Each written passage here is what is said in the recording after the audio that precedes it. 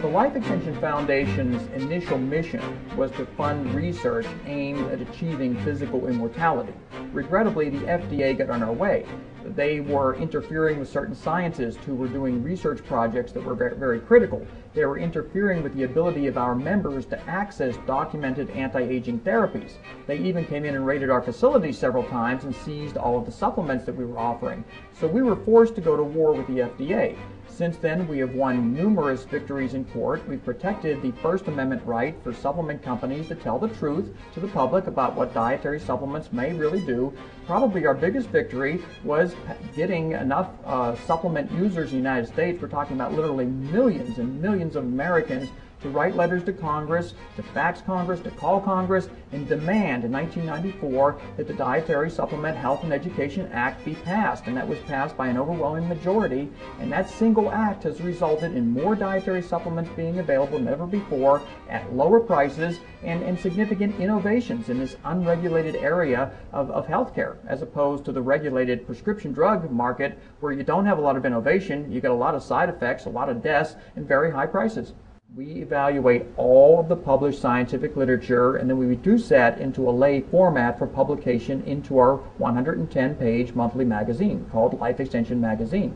We also summarize all of our findings into a 1,600-page book called Disease Prevention and Treatment.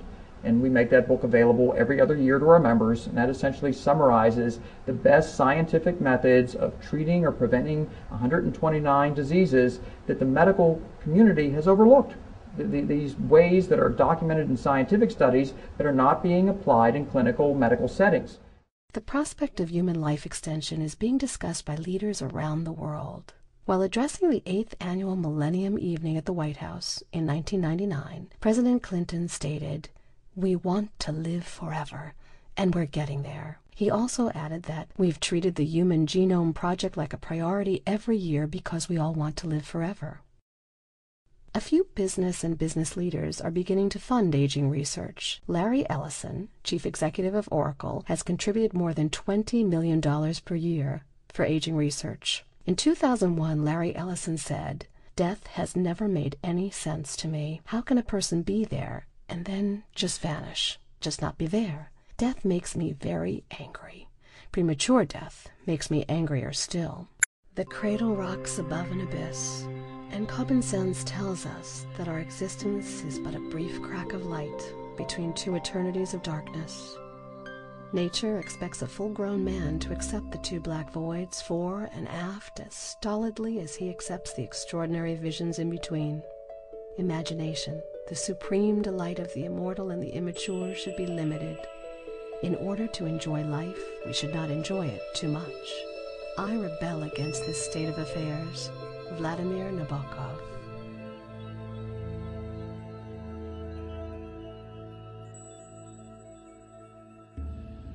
You don't say, well, I'm going to die, therefore life must not be all that good. You say, I'm going to die, this is absolutely horrible, and then you keep your brain in that mode. You don't go shifting around to say, you don't look for consolations.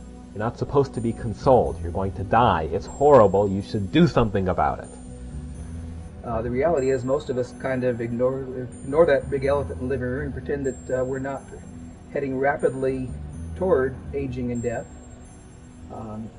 The very few right now, on a percentage basis, are taking the extremely rational step of saying, well, cryonics may not be a guarantee, but it's certainly the most rational, scientifically valid thing I can do right now to perhaps beat the Reaper. I mean, I've talked about that with the children some. I mean, sometimes when they're going to sleep, you know, a little kid like the 5-year-old, I mean, he'll just have an emotional reaction. He'll actually cry about, you know, I don't want to die, and I mean, just what is death? And I mean, I very much think that some of the world's religions, I mean, that's kind of an answer. I do have some relatives who don't understand. Some of my friends, not so much friends as acquaintances, work colleagues and so on, generally if they don't think that living longer is better, it's because they are looking forward to an afterlife that is going to be better. And I'm not going to say for sure that there isn't one, but I don't know for sure that there is. And I know that there's this life because I'm living it. Oh, that's a hard question to answer.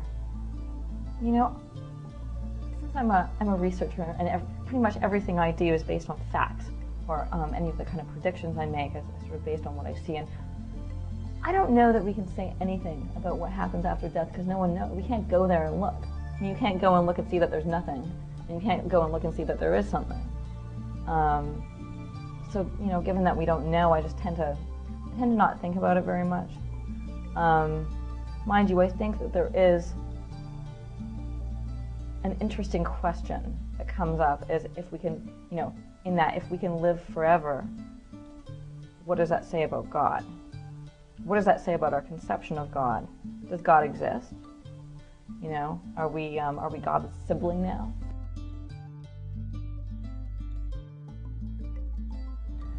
Well, there's no evidence that, you know, our consciousness exists after we die. So, I think the people that say that, or people that object to that notion, are in some kind of denial that that's the reality of the situation. And if you look at it objectively, you know, there really is no evidence of, you know, any existence outside of this one.